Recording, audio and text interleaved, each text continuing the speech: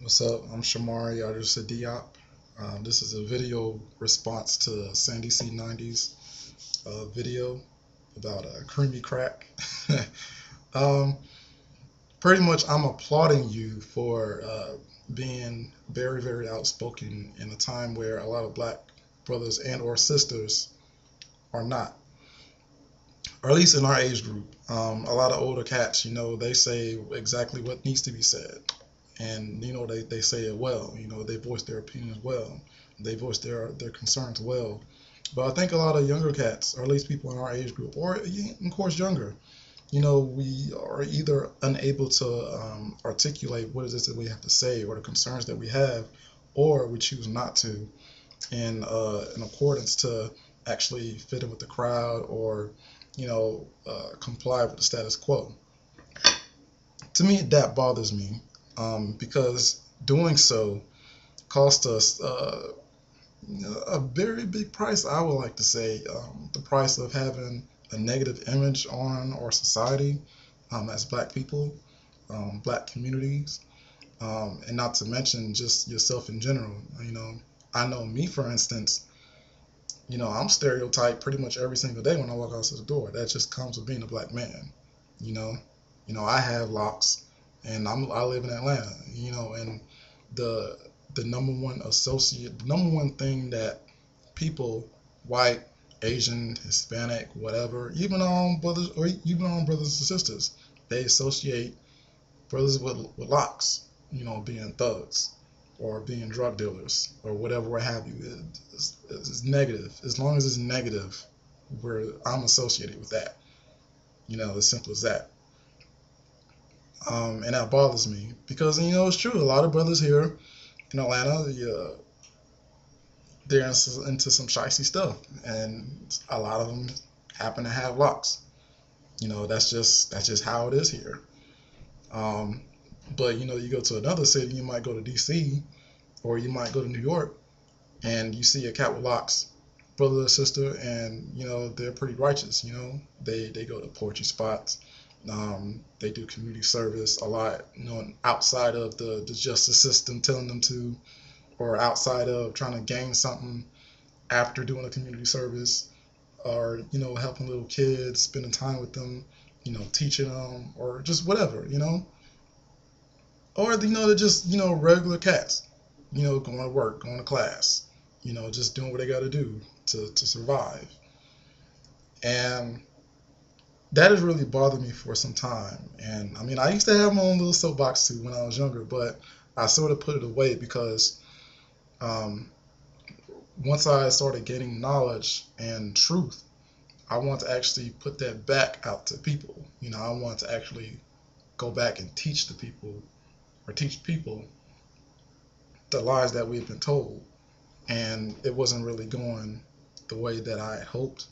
I guess you could say I was the Riley Freeman, not Riley, but Huey Freeman. I'm sorry, Huey Freeman of reality, in that I was extremely radical, and I wanted to actually be the one to start the revolution, um, and get everybody motivated to make some changes.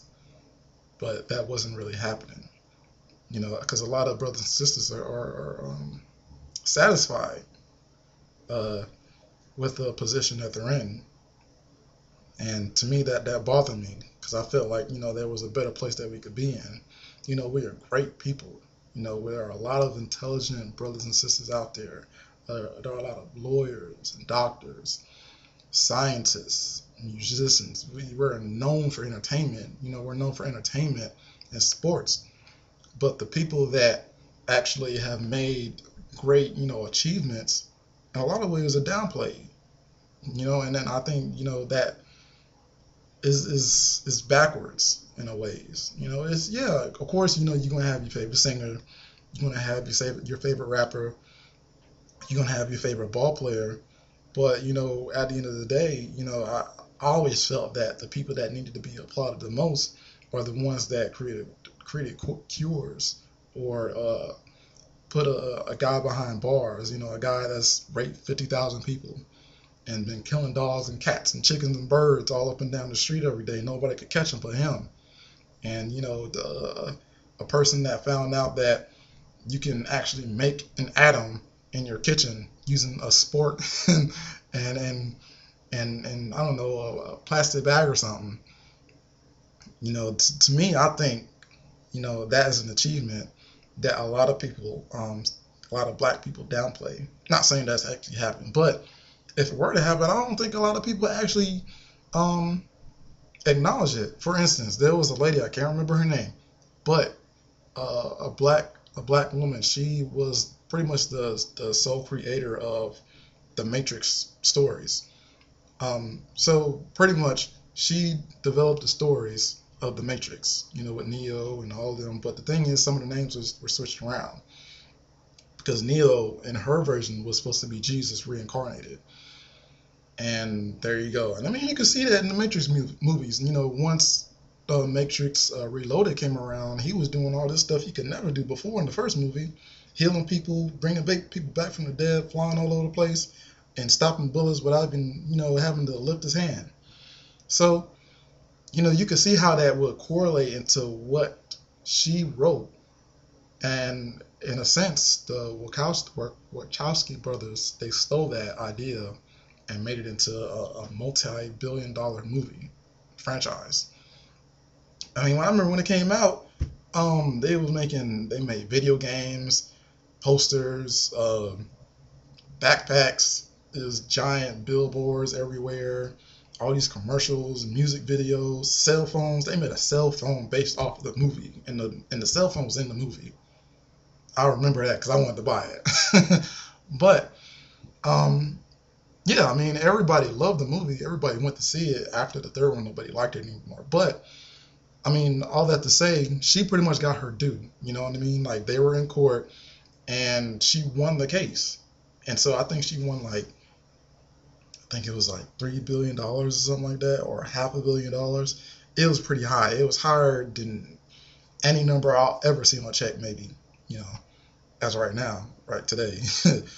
But, that was in the news, and it was in the newspapers, it was on websites, but it wasn't really acknowledged, But at the same time, people was going crazy over how Cat Williams went to jail and how funny that was, blah, blah, blah, blah, blah.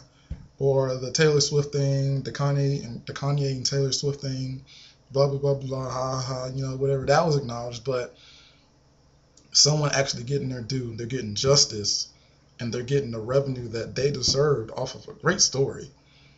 And she wasn't acknowledged for that. Even after she won it, I could see during and she hadn't won a cent or she hadn't won a case at all, but she won that. But it wasn't made a big deal of. I think it is a big deal. It lets me know that there is some justice in the justice system. You know what I mean? And so going back to what I was saying earlier, I know it was a string of things that didn't really connect probably, but there's a method to my madness. Because I can do a lot of talking, and it'll add up in the end.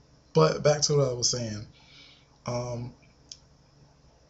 To me, it felt as if black people,